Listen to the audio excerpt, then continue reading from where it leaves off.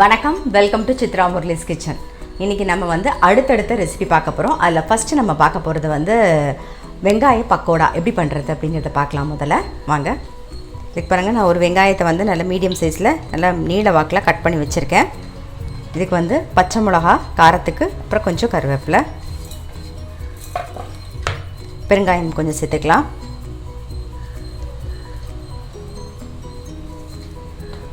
தேவையான உப்பு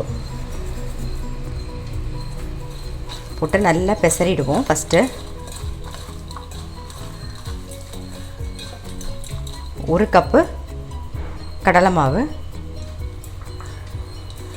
1/4 கப்பு அரிசி மாவு எல்லாத்தையும் நல்லா பிசைஞ்சிடுவோம். இது வந்து தண்ணி தெளித்து தான் பிசையணும்.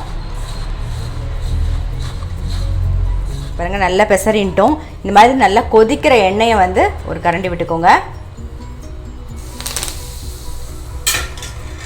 அப்படியே நல்லா மிக்ஸ் பண்ணிவிட்டு அதுக்கப்புறமா தான் தண்ணி தெளிக்கணும்.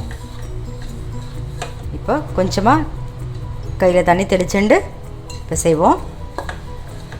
பெசற நாப்பில் இருக்கணும், அவ்வளோதான். பாருங்கள், இந்த மாதிரி நல்லா சேர்த்துன்ட்டு போடும்போது நல்லா உதுத்து போடணும். இதில் வந்து நீங்கள் புதினா போட்டும் தண்ணி பிசைஞ்சு பண்ணலாம். அப்படி இல்லைன்னா வெறும் வெங்காயத்தெலாம் அவாய்ட் பண்ணிவிட்டு வெறும் முந்திரி பக்கோடா கூட பண்ணலாம் இதில். ஸோ இப்போ வந்து அளவு இதுதான். 1 கப்பு கடலை மாவுனா 1/4 கப்பு அரிசி மாவு, அவ்வளோதான். இப்போ நல்ல எண்ணெய் காஞ்சிடுது.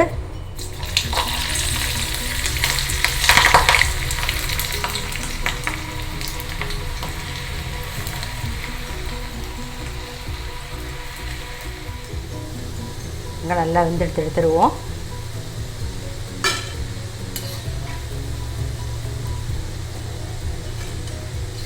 ஸோ இந்த மாதிரி எல்லாத்தையுமே நம்ம பொரிச்சு எடுத்துட்டாச்சு. பாருங்கள்,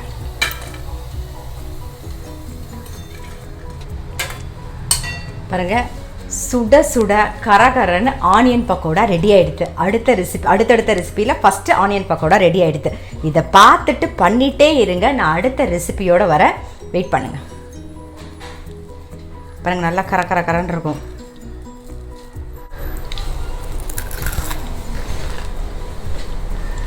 சாப்பிடணும் ஆசை இருந்தால் கண்டிப்பாக எங்கள் வீட்டுக்கு வாங்க, நான் பண்ணித்தரேன்.